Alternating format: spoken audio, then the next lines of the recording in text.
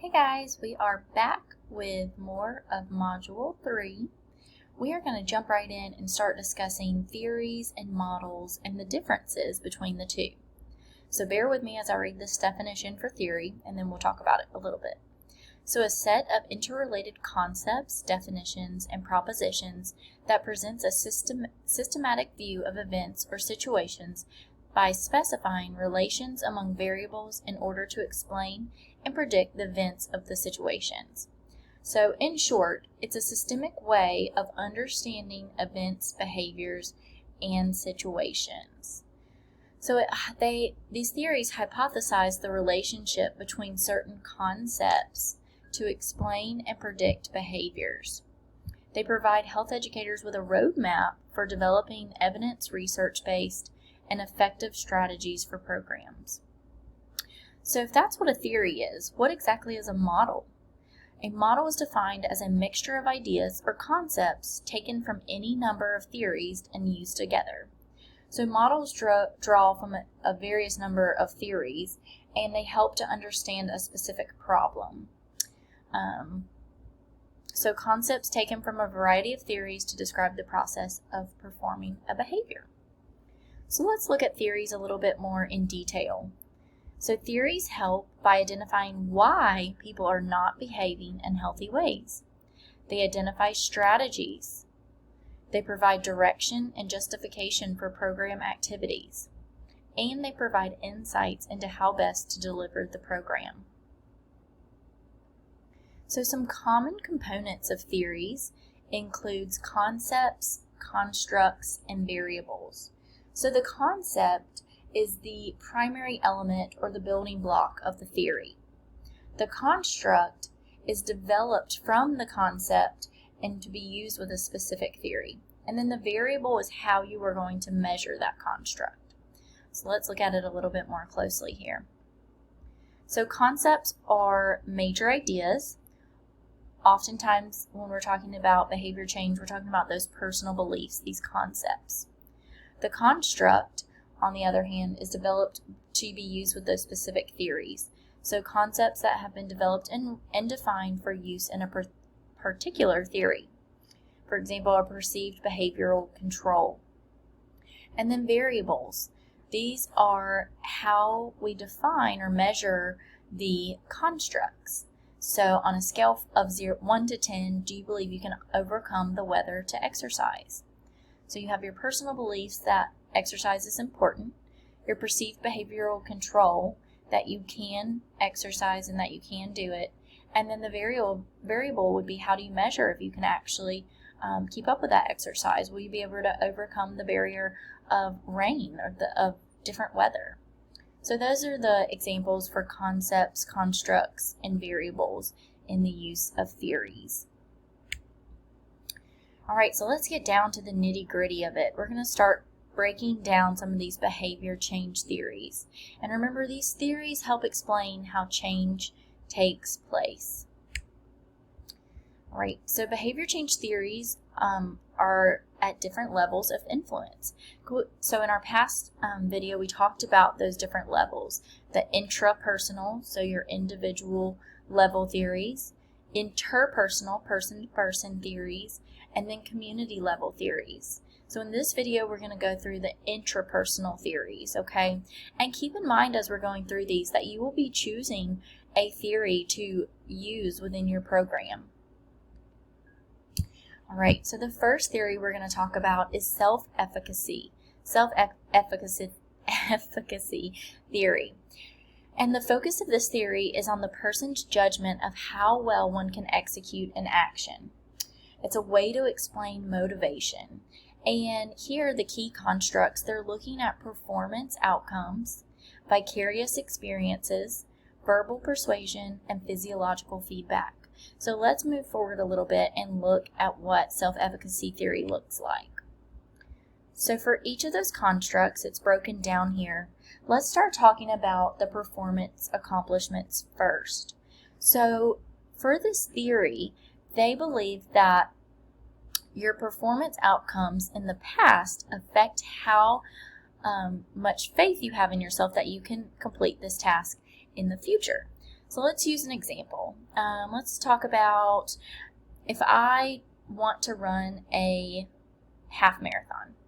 So I have ran a half marathon in the past. It's been a few years now, but because I have this performance outcome that I have previously ran a half marathon, my self-efficacy is going to be higher perhaps than someone that has never ran a half marathon and maybe has only ever ran 1 mile in distance. So performance outcomes, these are positive and or negative experiences that influence the ability of an individual to perform a given task. If one has performed well previously, he or she is more likely to feel competent and able to perform well at a similarly associated task. So let's say I wanted to run a full marathon. Because I've ran a half marathon in the past, it's perhaps likely that I'll have still a high level of self-efficacy in the fact that I can train and accomplish a full marathon.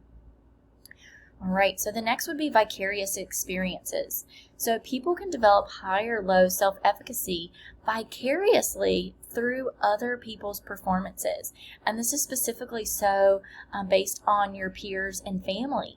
So if you have peers, let's keep on with the running example.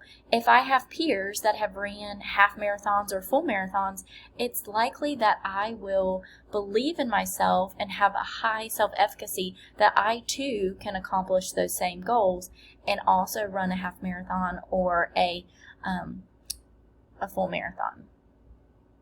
The next would be verbal persuasion. So self-efficacy is influenced by encouragement and discouragement pertaining to the individual's performance or ability to perform.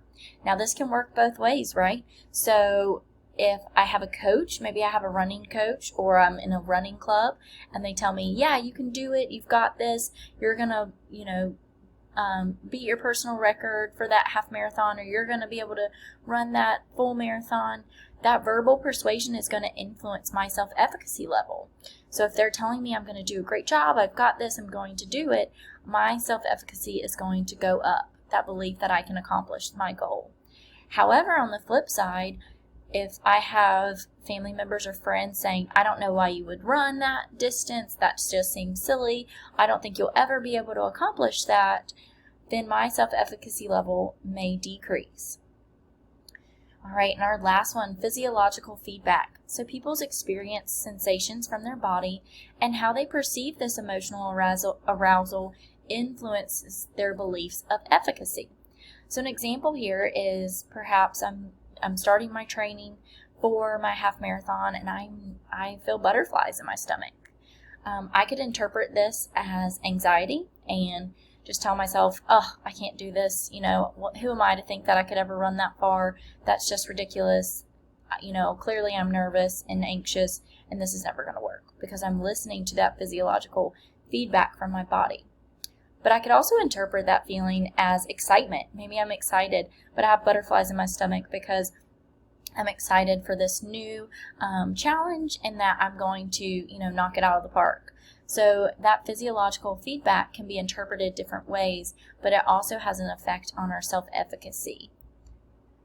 So I think that kind of sums up our self-efficacy theory here. There's also another great example that kind of shows you how each of these items, that self-mastery, that role modeling, the verbal or social persuasion, and the physiological cues can all increase or decrease our self-efficacy and our effectiveness, our belief, or our capacity to successfully perform a task. All right, so let's move on to the theory of planned behavior. So this theory is looking at behavioral intentions. So this is driven by our attitudes and our beliefs about what others think and who are important. So this is looking at attitudes, behavioral intentions, subjective norms, and our perceived behavioral control. So I'm going to move here.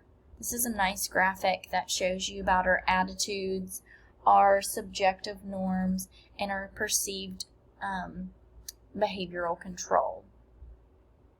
So here I want to break down each of these. So obviously we have our own attitudes. This is going to be our attitude toward the behavior. So let's take an example exercise. We'll keep it on that topic. So a person feels that exercise is beneficial to their health. That is their attitude. So obviously that attitude is going to help us with keeping the behavior of healthy exercise habits. Now, subjective norm is the perceived social pressure to engage or not engage in a behavior. So let's say you have a group of friends that's also very active and they exercise frequently. That's only going to increase our behavior for exercise. It can also work on the flip side though, right? If we have individuals that are not supportive, that do not exercise, that obviously could be a barrier for us. And then perceived behavioral control. This is going to be our belief that we can actually perform a given behavior. So if we actually believe that we can control when and how much, and if we can actually exercise. Some people really believe that they just can't exercise. I can't run a mile. I can't lift that 25-pound weight. I can't do it. And this is their perceived behavioral control.